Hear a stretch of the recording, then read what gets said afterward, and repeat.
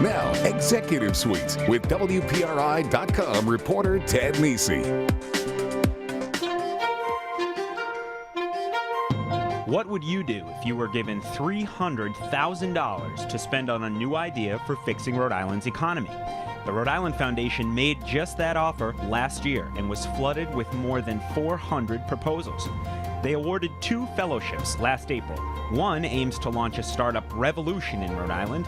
The other wants online retail businesses to add brick-and-mortar stores. This week on Executive Suite, new money for new thinking with Rhode Island Innovation Fellows Allan Tear and Soren Ryherd. Welcome to Executive Suite. I'm Ted Nisi. Allan, thanks for being here. Yeah, but you bet. I've been interviewing you for a long time, since I was a tech reporter back at PVN, and you're always doing something new. So we're going to start today a little different from usual. Both you and Soren had videos made to sort of give a basic 2-minute debrief on where your ideas came from, and this was locally produced, right? You contracted out by local talent. Yeah, I think one of the big things that I focus on in Rally Rhode Island is the idea that we have world-class talent here in Rhode Island that nobody knows about, and this video is a great example of that. All right, so let's see if we can get that up there. Let's take a look. This is Allan's fellowship idea and what the Rhode Island Foundation funded to bring a startup revolution in Rhode Island. Let's watch. 10 years ago, an emerging community of technology entrepreneurs began to build successful new ventures and attract world-class talent to our borders. They were outsiders, working at the edge of the Rhode Island economy. Inspired to create a network, they came together to share ideas, talent, and resources. Leaders emerged, projects began, and links formed between the old economy and the new. New startups sprang up, creating jobs, attracting talent, and gaining national recognition. Infrastructure grew to scaffold these new ventures, accelerating their pace, increasing their success, and recycling their talent and energy if they failed. This virtuous cycle continues today. I'm Allan Tear, and I help make this happen for the internet technology community in Rhode Island. As an innovation fellow, I will take what I've learned to create a startup revolution in our state. We know it can be done. Now we must leverage what we've learned to launch startups in art and design, food and beverage, advanced manufacturing, social impact ventures, in all economic arenas where Rhode Island has real breakout potential. How do we make it happen? First, we leverage our size to connect our world-class talent, transforming individual nodes into a powerful network for action. Second, we activate the network by identifying emerging leaders, working with partners in the community, and creating specific initiatives that increase startup energy. Third, grow. Use the momentum to create startup accelerators, customized to each cluster, and interconnected to get the best from all. Grow startups, grow companies, grow jobs. Here's the thing about entrepreneurs. They're pioneers. They go to the edges. They dare to do what others won't. Entrepreneurs can reinvigorate a neighborhood, a city, a state, our state. Rhode Island Foundation, we need your help. You can light up the network and create a surge of high-growth startups across Rhode Island. Flip the switch. Very cool. I love the those videos like that. So you now have a title for it, Rally Rhode Island, and give people a sense. What are you doing to Rally Rhode Island? Let's start before that actually. What's the goal right now for Rally Rhode Island? So the goal is to create an explosion of startups in these under-leveraged sectors where Rhode Island has world-class talent, but which really haven't been used and leveraged as an economic sector or force. So, and those 4 are art and design, food and beverage, social impact, and advanced manufacturing. Now first, give people a sense, what's social impact? Sure, so social impact businesses could be for-profit or non-profit, but they generate revenue, and their goal is to not only make a difference in the world, but also to be economically sustainable. And a great example of a company like that that's very successful here in Rhode Island is called Adicia. And Adicia creates a nutrition product that goes to famine ravaged places all over the world and is transformative in helping children go from near death to thriving. It's made right here in Rhode Island, in Providence, often by immigrants from the countries where that is shipped to. And it is organized as a nonprofit, but it's financially sustainable and creates a lot of jobs, but nobody knows about it. And when I was first talking to you, you were involved in Providence Geeks, the sort of infotech, digital media sphere, where there's a lot of under the radar. It's less under the radar now than it was, but back in 08, 09, when I got to Rhode Island, it was happening under the radar a bit. And you saw sort of what networking did as people were brought together more in that space. And it sounds like that's part of what you're thinking can be important in these other sectors that you're approaching. Yes, if you look at what happened in the technology community, where we're at now is we're creating dozens of companies a year in a very reliable, repeatable way, and I'm part of Beta Spring, which is a big engine in making that happen. But Beta Spring wouldn't have happened, we wouldn't have started 57 companies in the last 3 years if we hadn't had a community to build on, and if we hadn't had leaders who emerged from that community and started trying out specific projects and gaining the confidence to eventually build something that could repeatedly start new ventures. So I'm really sensing that same pattern here, which is the first thing we need to do is pull this talent together, make people aware of each other, identify leaders, and give them opportunities to try out new things. So creating that community, and I know some of these initiatives you've now started, now that Rally Rhode Island, you named it and got it really made a public showing in November. I know you started last summer. What are you doing so far with Rally Rhode Island? Sure, so we've started 2 new recurring community events. One of them is called Clam Bake, which is for the art and design community. That we just did the January one. We had 130 people registered. These were all folks who are doing great work in the art and design How'd they get invited? world. They, what we've done is, in each of the sectors, we've identified an authentic leader. So in art and design, we identified Matt Grigsby, who runs Anchor and runs Yamo, and these are 2 emerging businesses that have a lot of credibility in the art and design community, and he brought the people together, right? So I know that I don't have, I'm not from art and design, so I don't have credibility there. So the first thing I had to do is look for people who could become the leaders in those communities. So he really brought those people in. He's chosen the 2 incredible artists and designers to feature each month. And again, these are people that we're featuring and putting up on a stage that no one within Rhode Island has heard of, because they're doing all of their work somewhere else, New York, London, the West Coast, and they're bringing all of that energy back here. And tell me the second one. So the second one is called Faces of Social Venture. My talented leader there is Kelly Ramirez, who also heads Social Venture Partners, so she's our partner in that.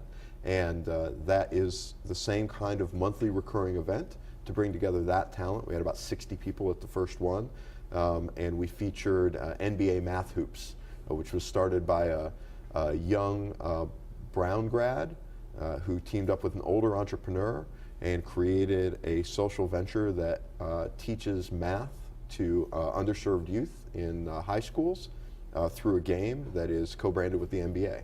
And it's growing like wildfire. They're getting calls from schools all over the country.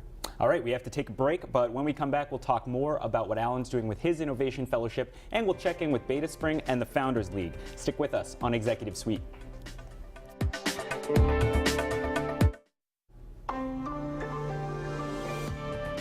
Welcome back to Executive Suite. I'm Ted Nisi, and I'm joined by Allan Tear. He is tech entrepreneur, Beta Spring co-founder, and one of the Rhode Island Foundation's 2012 Innovation Fellows, and his project is called Rally Rhode Island. That's what we're talking about right now. For the break, we were talking about the meetups you've been organizing so far in these sectors. What's the next step for Rally Rhode Island? So building on that community energy, we're going to be starting some specific initiatives in 2013 that will become magnets for startups, not just here in Rhode Island, but will also make it obvious to the rest of the world that we're doing something special here. One specific example of that is we're going to be running a startup competition at the upcoming Social Ventures Summit, which is called the Seed Conference. It'll have a prize pot, and it'll be attracting social venture from outside the state as well as from within the state to compete for those dollars. And I can see where this connects. I want to talk about Beta Spring, the startup accelerator. It's gotten a lot of attention. You basically, young tech companies or ideas for tech companies pitch to you guys to get some funding and to come to Rhode Island and have a boot camp to get ready to become a real company, right. a bigger company. And this sounds like it fits in with the same mold of bringing people in, giving them leadership, mentorship, creating a community around it. It's an idea that flows through your work. Yes, definitely. And mentorship is at the core of that, but we also recognize that by putting together the dense networks of mentors that we have here in Rhode Island, we can do something that feels really different to a startup that's coming from another part of the country. And it doesn't matter whether they're a technology startup or a design startup or a social venture. So at Beta Spring, last year we did 29 new companies. 25% of them were from Rhode Island, 75% of them were from outside the state. And last year, so far, we've retained 24 of the 29 in the state. So you're bringing people in who wouldn't have been here otherwise, and they're actually staying. Yes, and they're super talented, experienced people. We're not talking about just college grads or college dropouts who wanted to chase their internet dream. We're talking about people who have serious credentials and 10+ years of work experience. I know Kyle from Recovend is a frequent presence in my Twitter feed with his insights there. And then Beta Spring is now a partner in a third initiative we're talking about this segment, right, called the Founders League, along with the Providence Chamber, Brown University, and URI. People probably haven't heard of that yet. What is the Founders League? Sure. So we realized that at Beta Spring we can only touch a fairly small segment of startups, ones that are ready to grow very quickly, and we can only do about 30 companies a year. So our goal was to create a statewide platform for entrepreneurship that was a bit broader and provided a network of resources, of peers, a place to work, and eventually events and education, continuing education for entrepreneurs, you could think of it as. So a much wider smorgasbord of resources for entrepreneurs to help them grow at all stages of their business, but with a focus on high growth entrepreneurship, on export-based entrepreneurship, where we are shipping our goods, services, and ideas outside the state and bringing dollars back. And that's an important point. A couple of my guests in the last few months, Lou Mazzucchelli made that point, Aaron Wren last week, that Rhode Island needs to bring in money customers from other places because there isn't enough necessarily circulating around in this state alone to make the economy thrive. Yeah, we have to think of ourselves as an export economy, and I think everything that we've been doing is focused around that idea, right? Is we have incredible talent here, people around the world will pay for access to that or to the things that we create, and we just need to keep doubling down on that. And Verizon announced this week $10,000 sponsorship for the Founders League. Yeah. Is that going to be key to getting off the ground, getting going? I think what the Verizon sponsorship represents is really that that large corporate sponsors recognize the value of connecting with the innovation that is embodied within startups. So more than the $10,000, it's that Verizon execs show up to meet our startups, that they bring them up to their innovation center in Waltham, that a Beta Spring startup was in the consumer electronics booth for Verizon, which is the largest showcase for consumer electronics companies in the world, and Verizon invited them in. So it's those kind of integrations that are really represented by that sponsorship. I mean, the money's great, don't get me wrong, but really it's creating those ties that's valuable. And we're up against a break, but 15 seconds, your last thought before we switch guests. Sounds like you see a lot of room for optimism despite the daily headlines in the Rhode Island economy. I do. I just think we need to really think about growth differently. The story of Rhode Island for hundreds of years was entrepreneurship. We lost that thread for a few decades, and now I think we're back on it. All right. Well, a good note to end on with Allan Tear, and we have to take another break. When we come back, his fellow from the Innovation Fellowships last year, Soren Ryherd, new ideas on retail. Stick with us. You're watching Executive Suite.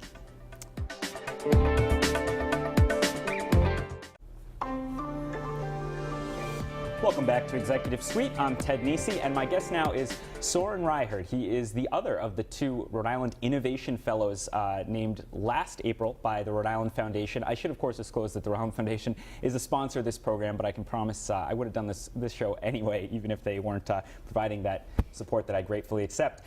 So Soren, I want to once again show a video. You, like Allan, had this video made to sort of explain to people what your idea was, right? Yes, absolutely. I was very lucky to be able to engage a senior in animation at RISD, tapped into a RISD alum illustrator. They were able to get out and short order, which was fantastic. All right, let's take a look. This video will give you a sense of what Soren wants to do with retail in Rhode Island with his fellowship. I was walking through my neighborhood and I saw a for lease sign in a store that had been a store 2 weeks earlier. And it made me think about why stores go out of business and how tenuous a local market is for supporting a business. The reason why empty storefronts are everywhere is because it's very tough in a small economy to build a customer base that can support you all the time, year in and year out. But stores provide value to people who don't even go in them. For example, in my neighborhood, there are women's clothing stores and jewelry stores that I never go into. But I'm thrilled that they're there. They make the neighborhood interesting. They make it desirable. The initial plan for the retail project is to incubate new businesses, first as online businesses, and then roll those into brick and mortars. But over time, we'll have a developed set of skills about how to do this, and we certainly plan on providing that expertise either through selling services or through consulting to existing Rhode Island businesses in order to leverage that strength. We're bringing outside revenue into the state, and that in turn supports other businesses. We're creating jobs. We're creating jobs across socioeconomic strata. And we're creating businesses that can exist anywhere in Rhode Island because it's not based on the local corner location. So philosophically, it's not difficult. We're just expanding the boundaries of the market from the local neighborhood or the city or the state to potentially the country or the world. We're taking one of the worst aspects of the state and making them into an economic engine that helps drive a new economy. And to me, that's really exciting and interesting and valuable. My name is Soren Ryherd. I'm the president of Working Planet, a company that helps businesses be profitable through online marketing and advertising. And one of the reasons why I live in Rhode Island is because it is a great place with wonderful urban environments.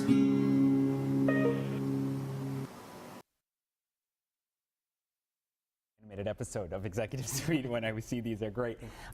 So people might think this is sort of they might not have heard of this idea before, to start a business online and then branch out to brick and mortar. But I just saw my friend Patrick Anderson at Providence Business News pointed out to me a story in the New York Times that this is happening in New York as well and other places. You see companies that start online and then actually open a store, old school. It is. It's this idea of flipping the model on its head and starting online and then adding brick and mortar is really catching on. And there was a great article, and there's good and more common examples day by day. It wasn't an idea where that was sort of the linchpin of making this happen. It was that, I think that as an online marketer, I tend to think of commerce as opposed to brick and mortar versus online. There's just customers, there's businesses, and how do you connect them?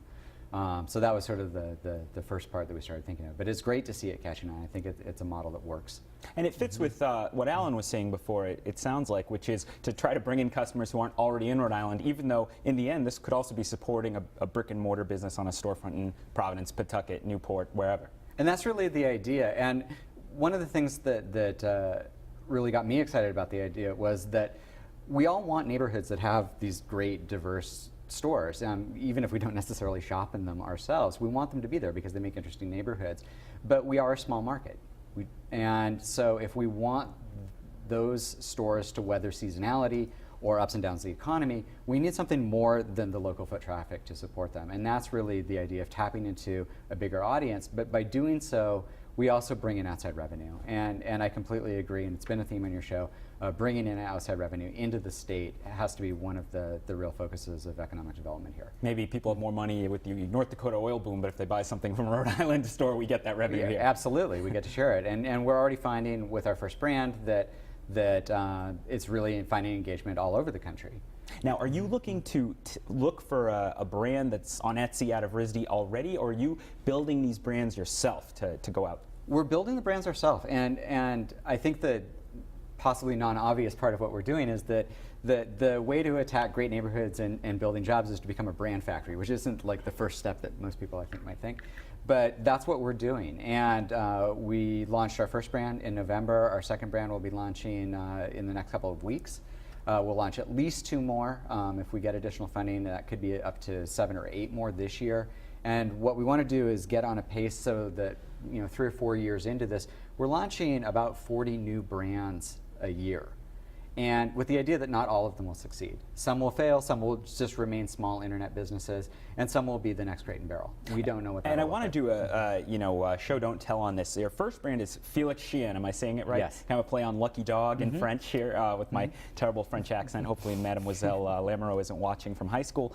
But if we take a look, I think we have we can show you some of the products. Here they are that are coming up. And so, what is Felix Chien? What are you trying to sell people here? So Felix Chien is a fashion brand centered around people's pet dogs.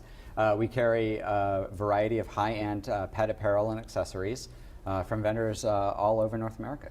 So it's a brand. It's more like it's a brand of a store. You're not making these products yourself somewhere in Providence. We are not, although we would like to see that happen. I think that one of the strengths that we have here, and you've been talking about it, is that we have this incredible art, design, and manufacturing nexus of talent in Rhode Island. If we're able to tap into that down the road, bring new products to bear that fit into our brands, that's a huge opportunity for us, and one we're thinking seriously about when the time is right. So people in the arts, I know always get the question, where do you get your ideas? But you can have kind of the same one here. Where'd you come up with Felix Chien? How'd you decide that was where to start? There's a woman in my neighborhood who has twin dogs that she dresses up, and I thought there's probably a big audience of people who think fashionably about their pets, and they probably think fashionably about every decision they make. That happens. Pets is a big market. There's nobody that's really carved out that space. We've also, there were some tells for us that we think are good signs. A number of high-end designers out of New York are starting to design products for pets, which is an interesting move. So we thought it was the timing might be good on that as well. And what's the, you have another one you said coming in the next couple of weeks. What's that going to be? So herbalist.com is design-centric products for the urban gardener. And the idea is that people who live in apartments in the city don't necessarily have a lot of space, but they want to bring plant life into their home, into their environment in a way that makes sense and is very design-centric. So we have wall-hanging plant systems, we have glow-in-the-dark patio pots, we have all kinds of very cool products. That'll be up soon. Yep. And then you were actually the founder, you mentioned it in the video we showed, Working Planet Marketing Group, been around since I think 2003 or so here in Rhode Island. Started by you and your wife at your dining room table. Yes. What do you do when that hat's on? What we do is connect the dots from online marketing to profitability. And my background is in statistical modeling, as is my wife's. And Not high-end fashionable dog clothes. Surprisingly, no. But what we do is take a very metrics approach to marketing. So this idea of how you take a brand and make it profitable using online marketing is not a big question for us. We know what that process looks like. We know how to apply metrics in that way. We have a team of 20 people in Providence that does this all the time.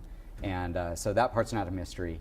We've been doing that for a long time. And you Four decided, companies outside of Rhode Island, largely. Too, yeah, and you're bringing yep. in outside companies there too. Yep. All right. Well, that's all the time we have this week. But I want to thank you for joining me, Soren, and I want to thank Allan Tear. He was on in the first half. They are the Rhode Island Innovation Fellows for 2012. Applications were due in December, so we'll have a new round of fellows being announced around April, I think, by the Rhode Island Foundation, which again sponsors this show. If you missed any of the show or you want to catch up on other episodes, you can get them on our website, WPRI.com. I want to thank my long-suffering producer Nick, who always puts the show together so nicely for me when I give him things at the last minute. I'm Ted Nisi. See you next week on Executive Suite.